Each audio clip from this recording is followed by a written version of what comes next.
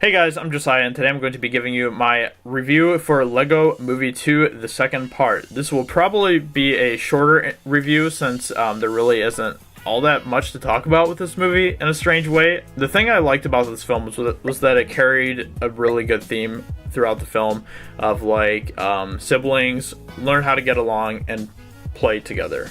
And that kind of stems from the themes they had in the first film, which was like parents take time to play with your kids and stuff. And I thought that was really cool in the first film.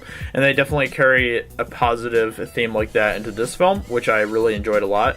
So I thought they did a great job with that. That was definitely one of the highlights of this movie for me. The songs were great, the visuals were great, as is usual with the Lego movies.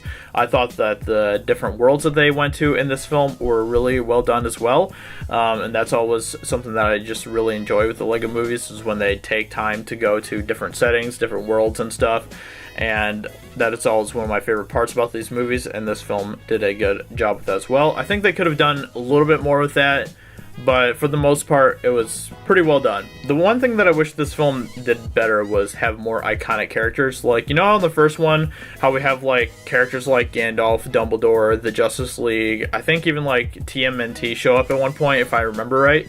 You know how like all those characters that are like showing up in the first film and popping up and stuff. And that's one of the things that made the first film so fun for me.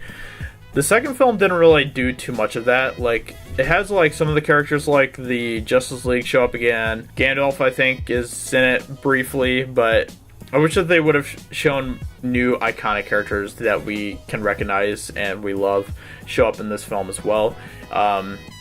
That we haven't seen in the previous film, and they didn't really do that much, and I thought that was a missed opportunity on their part. I don't know what they were trying to say here necessarily, but it kind of seemed like they were trying to discourage boys from being tough in a way. And I'm trying to say this without getting to spoilers, because this ties into a pretty spoiler-heavy part of the movie. But there's like this subplot in the film where there's this tough character who is basically trying to teach Emmett how to be tough as well.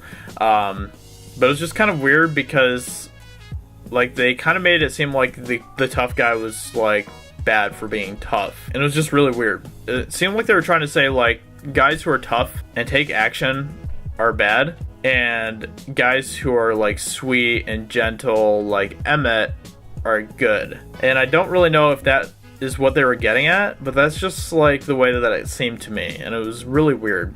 Obviously they never like got too heavy-handed with that, but it just felt like that's what they were alluding to. If you've seen the film, I want to talk about this with you in the comments below, so definitely hit me up in the comments because I want to know what you think about that. Maybe I'm just looking too much into it, but that's kind of how it felt to me. I also thought that the whole real world stuff in this film was overdone a bit. Like, it would have been cool if they would have saved that for the end of the film, like in the third act, instead of sprinkling it throughout the entire movie.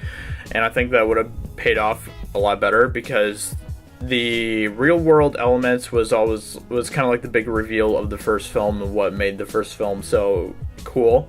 But since they kind of had it throughout the entire movie this time around, it wasn't really special at all. And I think that if they would have saved it for the third act, then it would have been really cool for us to kind of experience it again in this movie. But they didn't really do that.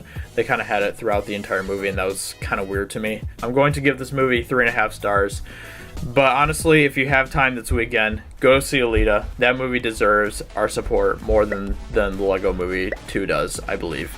So if you have a chance, see Alita. So with that being said, I hope you guys enjoyed my review, and if you did, consider subscribing to the channel, and I'll talk to you very soon in another video. Talk to you later. Bye.